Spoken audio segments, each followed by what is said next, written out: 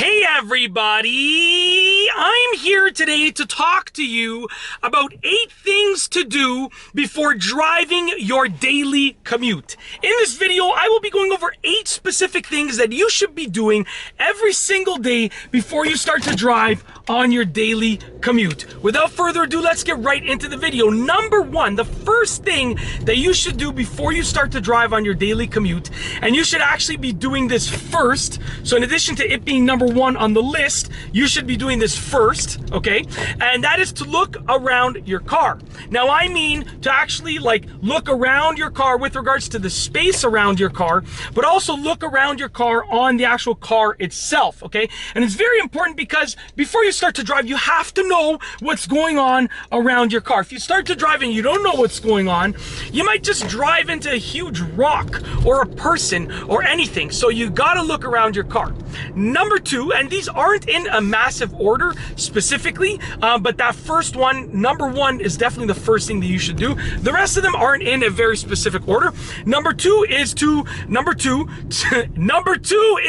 my mind's all over the place, is to remove any debris. So any snow, any leaves, any dirt, like if there's anything that's going to obstruct your windshield, your windows, your rear windshield, your view, you want to remove it, okay? So you can use your windshield wipers, you can use a snow brush or an ice scraper, you can use your hand if you're picking off leaves off the car. Whatever you have to do to remove the stuff, the debris, that's what you got to do. Let's get my mind in the right place. Number 3, keep it in order over here.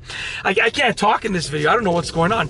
Number 3, you have to get safety at the front of your mind, okay? So basically, before you start to drive every day, just stop. Just realize you are driving a vehicle that weighs thousands of pounds at relatively high rates of speed, okay? So you, even if you're going 30 kilometers an hour, 20 kilometers an hour, that is a fast speed when you compare it to someone that's walking, a pedestrian. So you're driving this vehicle that's heavy, fast, okay? And it can be really dangerous really quickly. It can get dangerous really quickly. So you got to get safety at the front of your mind, okay? Number 4 is to start the car. And sorry, with regards to number 3, I'm all over the place. With regards to number 3, this never happens to me. With regards to number 3, just say to yourself, you know, I need to be safe when I'm driving this vehicle. Just say that to yourself before you start to drive. So that was number 3. Now we're moving on to number 4. Number 4 is to start the car. Before you start to drive, and this one is straightforward, you should start the car. Makes sense, right? You can't drive, until you start the car. So start the car, make sure that it starts on that note, which hopefully it does. And number 5 goes right after number 4, is to listen, smell, and feel for any potential problems with the car. So if you sense that there might be a problem with the car, you'll usually be able to smell it, to feel it, or to hear it. So use your senses to sort of get a feel for whether or not there's anything that you should be concerned about. And if there's a problem with the car, don't drive it until you figure out what that problem might be and if it is safe to drive or not, okay?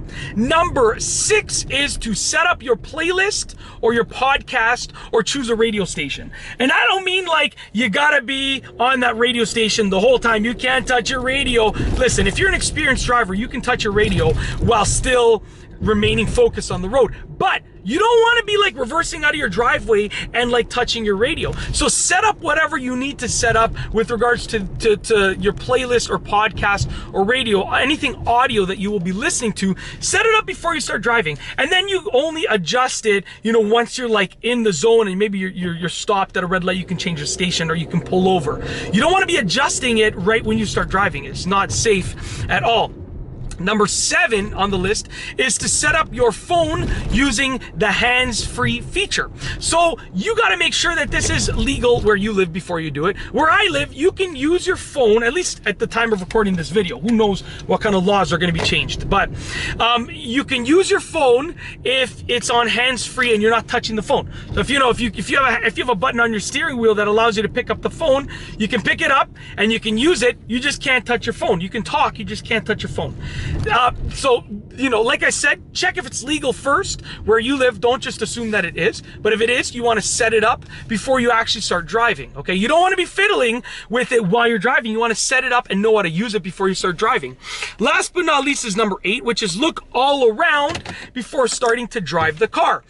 So I'm talking about when you're in the car and the car's started, and you're ready to drive, you want to look all around, because anything can be anywhere, even in your driveway. You might have done a 360 check, you know, like walked around the car and then started the car, and then you're ready to go. You're about to reverse out of your driveway and you just assume that there's nothing there, but meanwhile a pedestrian was walking on the sidewalk behind you, and that can be a pretty bad situation. It can be a pretty deadly situation.